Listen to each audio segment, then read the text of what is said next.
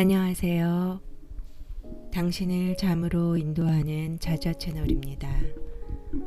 오늘은 지은이 오이겐 드라이버만 옹기니 김태정 선생님의 한 생각 돌이켜 행복하라 중 떠난 이의 가르침을 꽃 피워라 읽어드리겠습니다.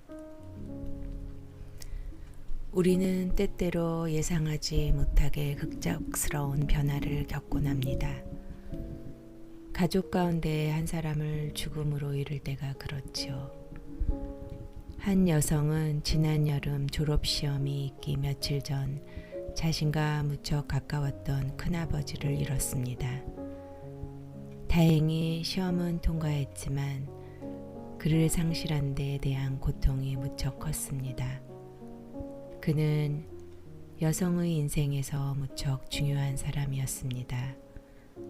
늘 그녀에게 믿음직한 대화 상대가 되어 주었지요. 그녀는 큰아버지의 죽음을 통해 가까운 사람의 상실로 삶의 많은 것이 변한다는 사실을 깨달았습니다. 소중한 사람이 사라져도 삶은 계속됩니다. 동시에 사회에서는 돌아간 이의 죽음을 서둘러 애도하고 다시 일상으로 돌아와 제 기능을 다해 주길 바랐고요. 그녀는 아직 슬픔을 정리할 준비가 되지 않았는데 사람들은 어서 마음을 정리하라고 합니다. 어떻게 하면 상실감을 추스리고 외부의 기대에 부응할 수 있을지 혼란스럽습니다. 우리 사회는 각 개인이 맡은 바 역할을 다해주길 원합니다. 개인 사정 때문에 그 기능에 지장이 생기는 일을 좀처럼 용납하지 않습니다. 이것은 아주 예전부터 고질적으로 존재해왔던 문제입니다. 고대 로마 제국의 철학자 세네카는 기원 후 1세기경 네로의 궁에서 이에 대한 글을 남긴 적이 있습니다. 그는 아이를 잃고 수년간 슬픔에 빠져 지내는 마르치아라는 여성을 본 적이 있습니다. 그녀는 늘 강하고 열정적인 로마의 귀족이었습니다. 세네카는 남편의 죽음도 극복했던 그녀가 슬픔 때문에 자신의 모든 것을 포기하고 지내는 것을 참을 수 없었습니다. 그는 마르치아에게 애도의 편지를 썼습니다. 그 편지에는 2000년 전 로마 사회가 슬픔에 빠진 한 개인에게 무엇을 기대했는지 고스란히 담겨 있습니다.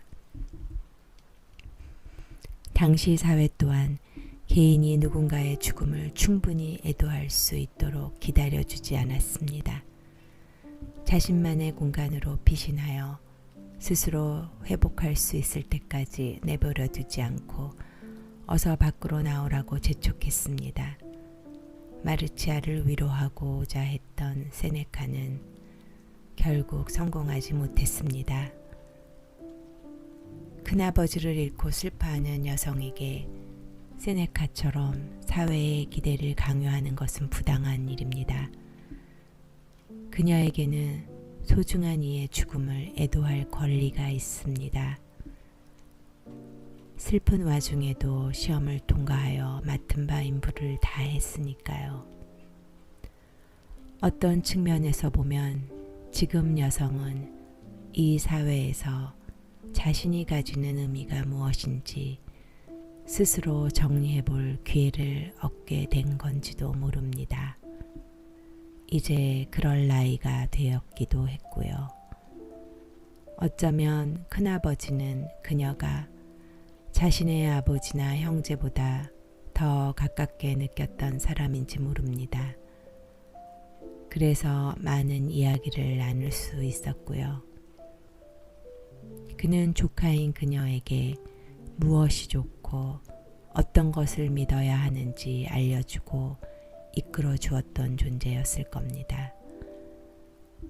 그가 아직 살아있다면 그녀에게 이렇게 말해주지 않았을까요?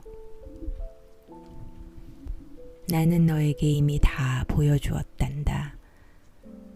이제부터는 내가 스스로 성장해 나갈 수 있을 거야.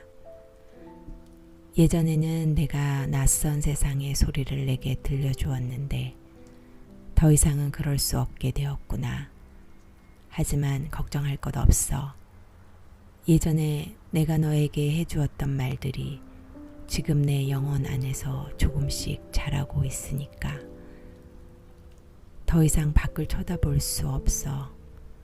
때로는 세찬 바람이 불고 잣나무 가지들이 흔들리겠지만 나 없이도 잘해 나갈 수 있을 거야. 중요한 건 그녀 스스로 큰아버지의 빈자리를 메워야 한다는 겁니다.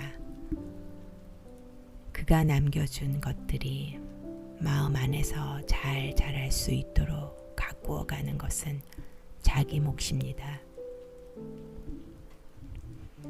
자신의 정체성을 확립하여 꾸준히 성장할 수 있도록 말이에요. 지금 자신이 갖고 있는 질문의 방향을 수정해 보세요. 어떻게 하면 이 사회의 조직의 구성원으로서 내 기능을 다할 수 있을까? 다른 사람들은 내게 무엇을 기대할까? 어떻게 하면 그들 앞에서 당당하게 설 수 있을까? 하고 묻는 대신에 나는 누구인가? 큰아버지가 내게 남겨준 건 무엇이고 어떻게 하면 그의 가르침을 실현할 수 있을까? 라고요. 큰아버지는 내가 어떻게 하길 바라셨을까? 라고 생각하지 마세요. 그건 중요한 게 아닙니다. 그에게서 무엇을 배웠고 자신의 가슴 속에 그가 어떻게 살아있는지를 생각하세요. 큰아버지에게 고마움을 전하는 가장 좋은 방법은 그의 가르침을 음미하고 자기 안에서 잘 자라나도록 가꾸는 것입니다. 에도는 떠나간 사람이 어떤 사람이었는지 그의 모습을 밝은 곳에서 다시 조명해 보는 겁니다. 언제쯤 이 과제에서 성공을 이룰 수 있을지는 말할 수 없습니다. 하지만 언젠가는 분명히 자신에게 중요한 것을 찾아내어 성공적으로 과제를 맞출 수 있을 겁니다. 그러고 나면 나머지 문제들은 절로 해결될 것이고요. 한 여성은 친한 친구가 겪은 일로 마음이 아픕니다. 그녀의 친구는 지난 봄 암으로 남편을 잃었습니다. 2년간의 투병 끝에 맞은 죽음이었습니다. 친구는 이제 겨우 30대 중반으로 각각 7살과 10살인 아들을 두고 있습니다. 남편의 죽음은 평범했던 친구의 인생을 송두리째 흔들어 놓았습니다. 언젠가 여성은 친구에게서 한 통의 편지를 받아보았습니다. 슬픔을 견디기 위해 보낸 것이었는데 편지에는 머릿속은 온통 먹으로 칠해놓은 것 같아 라고 쓰여 있었습니다. 친구의 슬픔을 오롯이 느낄 수 있었지요. 그녀의 친구는 급격한 감정 변화, 불면증, 고통스러울 정도의 긴장감과 전형적인 우울 증상을 보이면서도 어머니로서의 책임과 직장인으로서의 할 일을 모두 해내고 있습니다. 그녀는 어떻게 하면 슬픔에 빠진 친구를 도울 수 있을지 걱정입니다. 이때 가장 중요한 것은 마치 전문가인 양 친구를 위로하려 든다거나 무의식적으로라도 애도하는 기간을 서둘러 마무리하도록 강제하지 않는 것입니다. 슬픔을 정리하는 데에는 오랜 시간이 필요합니다. 돌아간 사랑과의 관계에서 의미 있었던 것들을 하나씩 곰곰이 생각해 봐야 합니다. 물론 남편을 떠나보내기까지 2년이라는 기간이 있었기 때문에 친구에게는 이별을 준비할 시간이 있었을 겁니다. 하지만 아무리 그랬더라도 더 이상 어떤 도움을 기대할 수 없는 마지막 상황에서는 안타까움만 남았겠지요. 생각할 수 있는 거라고는 나는 무엇을 할 수 있을까? 무엇을 했어야 하나? 무엇을 놓쳤나? 정도였을 테니까요. 사회 활동을 하는 친구는 남편이 살아있을 당시에도 그를 살리기 위해 여러 방면으로 시도했을 겁니다.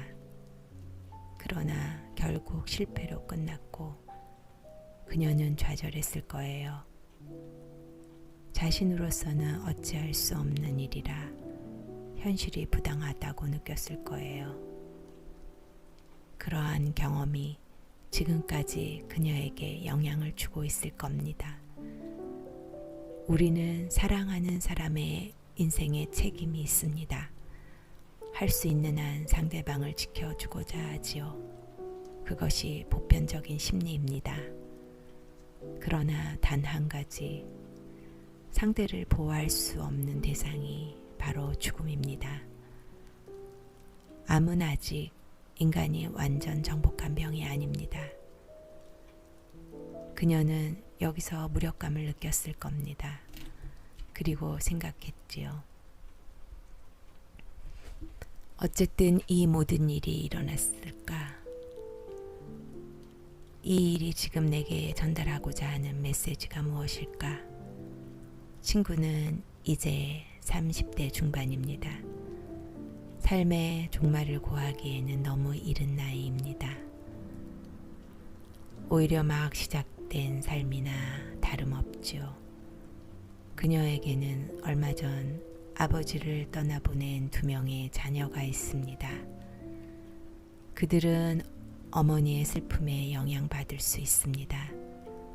그녀가 상실감 속에 살아가는 것을 매일같이 지켜보고 살아있는 자신들보다 벽에 걸린 아버지의 사진이 어머니에게 더 큰 영향을 주고 있다고 느낄 테니까요. 어느 순간 아이들은 이런 생각을 하게 될 겁니다. 어머니에게 우리는 무슨 의미지? 우리보다 돌아가신 아버지가 어머니에게 더 중요한 걸까?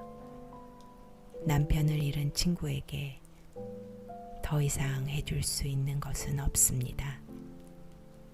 무엇보다 그녀를 위로하는 것이 자신의 의무라고 생각해서는 안 됩니다. 친구 스스로 안정을 찾아갈 수 있도록 지켜봐 줄 수는 있습니다. 그러나 그 어떤 설명을 대신하거나 그녀에게 새로운 삶의 의미를 찾아줄 수는 없습니다. 대신 추운 눈밭에서도 꽃이 필 수 있도록 그녀의 곁을 지키며 이야기를 들어주고 내면에서부터 스스로 안정을 찾도록 도와줄 수는 있을 겁니다. 그것이 가장 중요한 일입니다.